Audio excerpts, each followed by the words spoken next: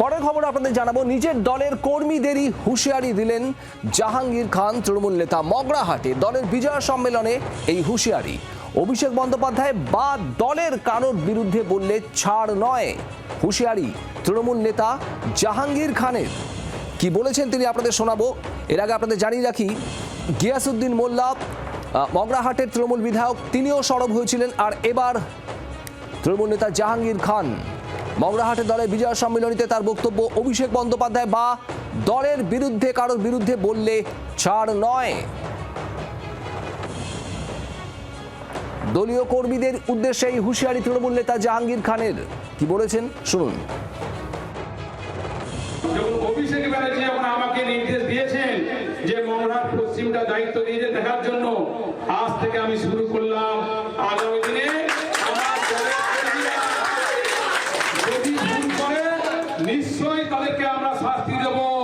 আর যদি দলের ছেলেরা কোনো ভুল না করে তাদেরকে যদি কেউ বিপদে ফেলার চেষ্টা করে, আমি বারবার বলে যাচ্ছি, বুক ফুটে বলে যাচ্ছি মন থেকে, আমি তাদেরকে ছেড়ে কথা বলবো না। যে যত বড় ভুল হোক,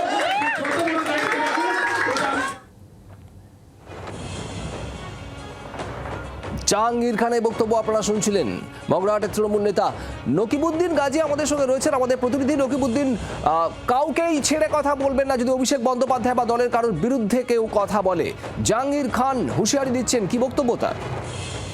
দেখো, তোমায় বলে রাখি শুভদীপ, যে কিছুদিন আগে ওই মগরাহাট পশ্চিমের বিধানসভার বিধায়ক গিয়াসউদ্দিন মোল্লা তিনি একটা যে বলেছিলেন যে সেই হিসাবে যে তার দলের লোকজন তার বিরুদ্ধেই সোচ্চার হচ্ছেন এবং বিভিন্ন সময় টাকা নিয়ে দল পদে পাওয়ার জন্য ঘুরে বেড়াচ্ছেন।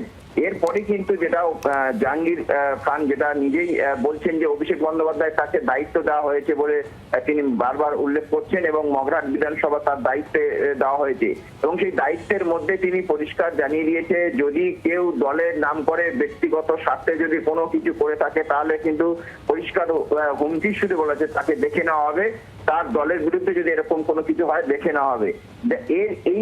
এই যে সোশ্যাল মিডিয়ায় সেটা ভাইরাল হয়ে গেছে এবং সেই পরিপ্রেক্ষিতে বেশ কিছু তৃণমূলের যারা পঞ্চায়েত সদস্য আছে, স্থানীয় তৃণমূলের নেতৃত্বরা আছে, তারা কিন্তু ক্যামেরার সামনে না বলতে চাইলেও অনেকেই বলতে চেয়েছে, অনেকেই বলতে চায় না, কিন্তু এই বিষয়টা নিয়ে যথেষ্ট ক্ষুব্ধ যে এই ধরনের একজন নেতা তিনি দায়িত্ব পাওয়ার পরে তিনি অভিষেক বন্দ্যোপাধ্যায়ের নাম করে তিনি দায়িত্বে পেয়েছেন, তাদের কাছে এরকম কোনো খবর নেই বলে বলছেন এবং এরপরে এইরকম ধরনের হুমকির সুরে তাদেরকে থ্রেট দেওয়া হচ্ছে, এটাই নিয়ে তাদের কাছে কিন্তু দুঃখ প্রকাশ করেছে। পাশাপাশি এটা নিয়েই কিন্তু বিজেপির একটা অংশ কিন্তু তারা ছাড়ছে না, যে নিজের দলের লোকেদের যেমন থ্রেট দেওয়া দিচ্ছে এবং তার সঙ্গে সঙ্গে বিরোধীদেরও থ্রেট দিচ্ছে।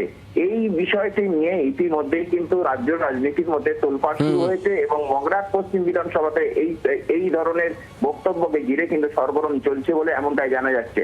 ধন্যবাদ নকিবউদ্দিন। বাংলার আওয়াজ, বাঙালির আবেগ, জি 24 ঘন্টা।